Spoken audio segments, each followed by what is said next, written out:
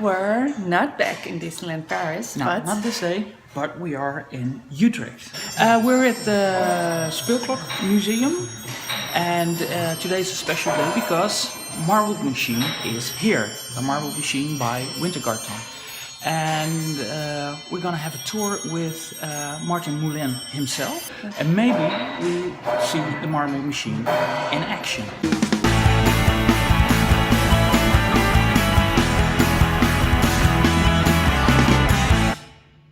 I mean, the accompaniment of the song is like...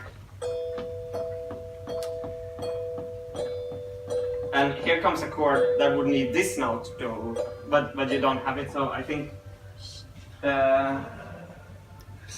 quite a lot come from the machine first. And for example, what I'm telling in one of the videos, the song is first in E minor, but then if you play C major under E minor, it sounds nice. That becomes nice. So first we play the whole round in E minor, then this plays the same thing again, and then I change the chord to C major with the bass, because I can change that manually.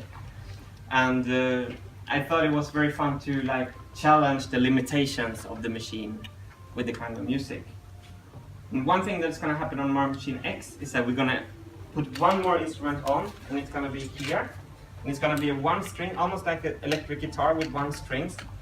And when I push down my palm on an activator here, it's going to come a waterfall of marbles, just almost like that. And it's going to make like this ring, ring, ring, that kind of sound. And I will be able to, if you find a marble, you get it. That's the rule also. So you don't leave them. Okay. So that's gonna make me able to improvise melodies on the Marble Machine X. So if I make a techno beat, I can just play that for 2 minutes, and then I can play a long story over the techno beat to make it more dynamic.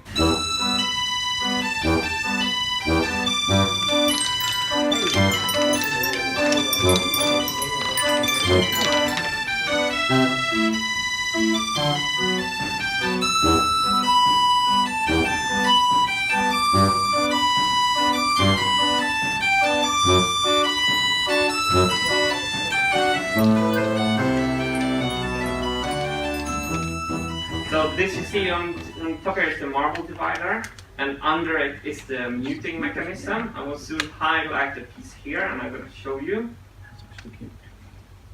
There we have it. So here you see that this blue piece that is highlighted is the same piece that I have here. When I mute an instrument on this machine, the registrators that the pins of the programming wheel are hitting are retracted, which activates the whole. It lifts this, and everything moves. On the Marble Machine X, we have built a new muting system, and it was very funny because I'm trying to make a little bit of an open source thing, because now the process is on YouTube, so I get a lot of suggestions from the audience. And I made a video where I build a prototype of this, and it was like this. And as long as they're connecting, you're going to hear a sound, but then with the lever we could disconnect them. This will still move, this won't move, and there's no sound.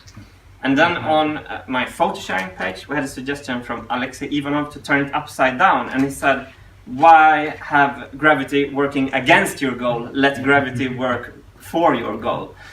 And so now when we're going to mute it, we're just releasing it down like this. It's going to move, and when they click again, and this system, which is there, is going to be so much better.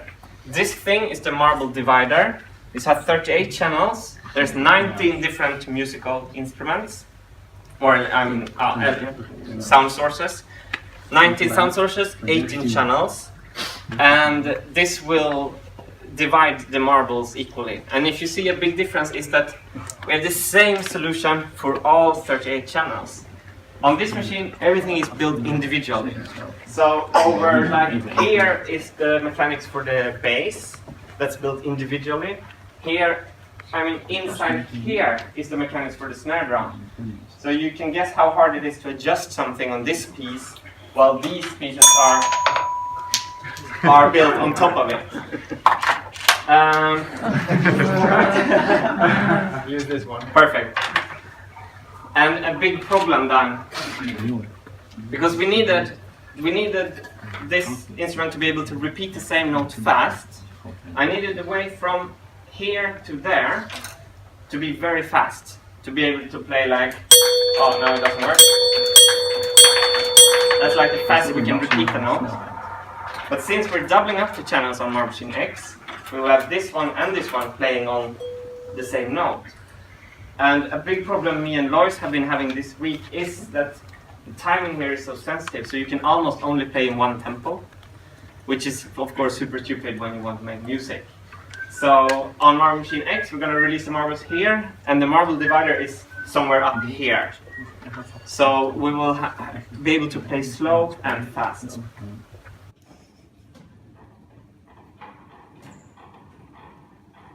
There we go.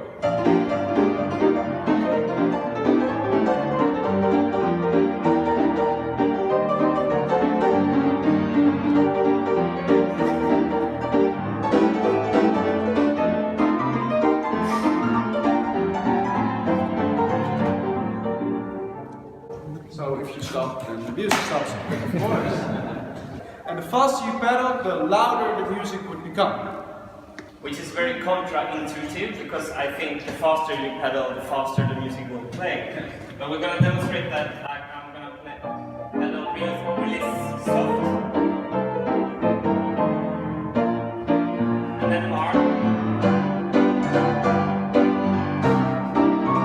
And apparently, this mechanical device keeps the timing in some kind of magical way. And then you have a speed control here. When you do the switch.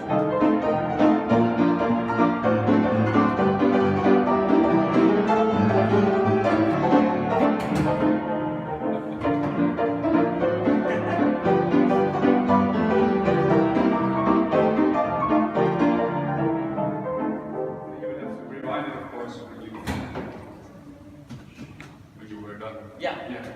Are we done? Yeah, yes, everyone.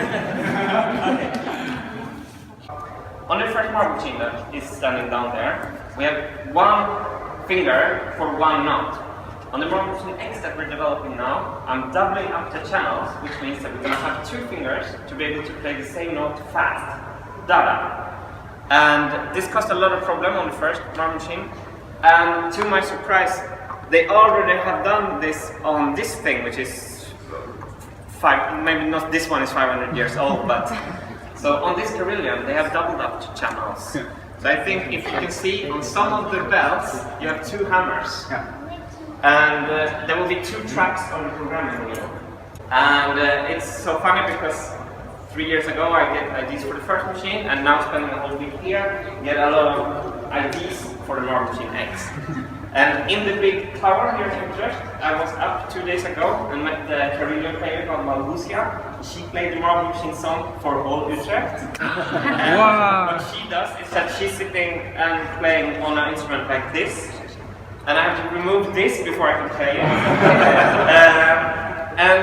When I was playing this before, I was going like, and then like, there's no sound here. And then Joe said, yeah, it's not, everything is not working. And I was so happy because they also have problems with the instruments. So her job, so every time if you walk out here and you hear the carillon, sometimes it's the big programming wheel. Their programming wheel is so big so you can walk inside it. And but she sits 70 meters up in the sky and plays for Utrecht every day. I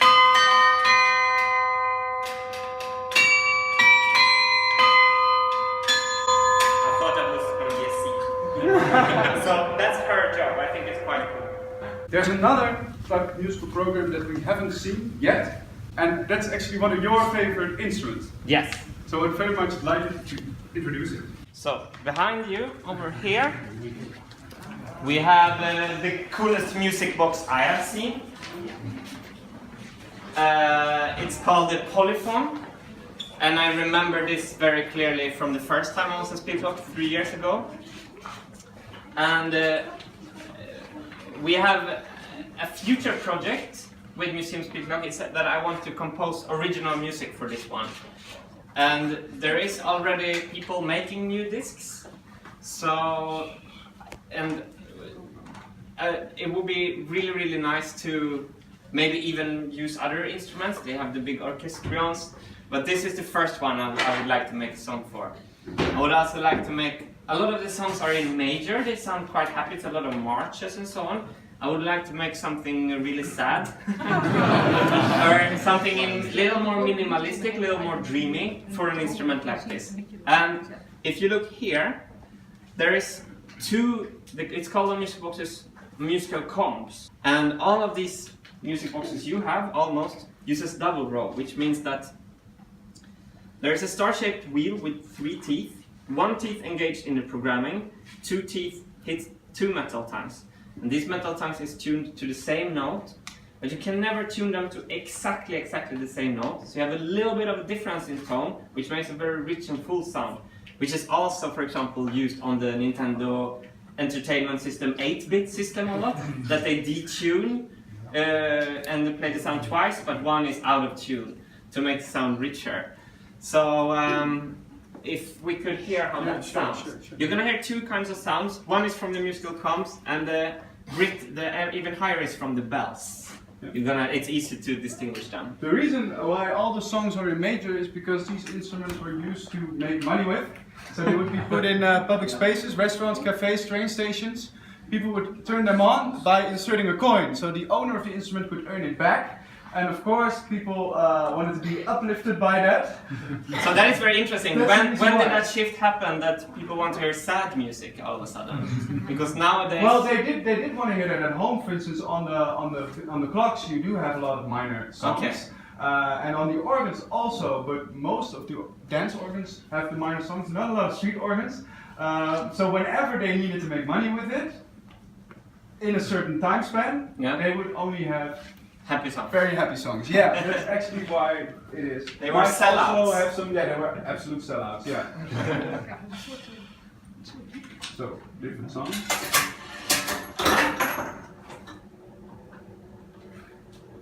So it's like a jukebox. Actually, Wurlitzer, one of the most famous jukeboxing building companies, they started out building this one.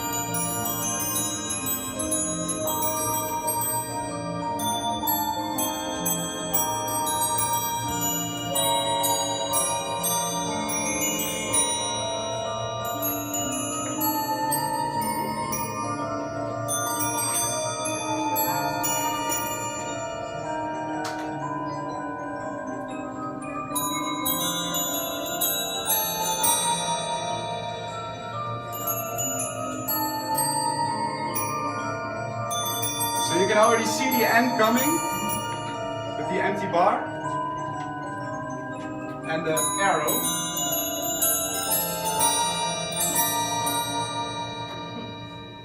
So it makes one full turn and then it's done. So it's still got the time limit on it. Another interesting thing is that the outside rim of the circle goes much faster and has much more space. So they put the bass notes that doesn't play so often in the middle of the disc, and these ding things on the outside. So of course you have this straight line where you can play at the same time, but you have much more timing resolution on the outside of the disc. Yeah, some discs have bass notes that are really out of time. Yeah. And because it's so sloppy, you don't really hear it. Also because of course the resonance is pretty long, you don't hear it. But if you hear them too often, you're like, Whoa, they really messed up with the bass part. And it's only in Museum Spielklock that something like this would be called sloppy. That's something we. Yeah. I wouldn't choose to call it sloppy, but I understand what you mean. Wow, that was a very, very interesting tour. Meeting Martin in person was really great. When we walked in, we saw, whoa, that's him. And very, very nice guy, very friendly guy, and very interested in everyone who was in the group. He asked questions, we could ask questions, and he was also still looking for ideas for Marble Machine X, which will be very interesting to follow. Probably next time we will be in Disneyland Paris Paris again. So, See you in Main Street! Bye! Bye!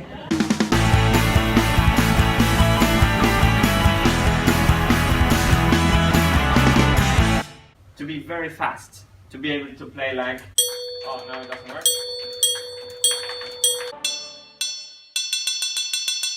Hi ho! Hi ho! Hi ho! Hi ho!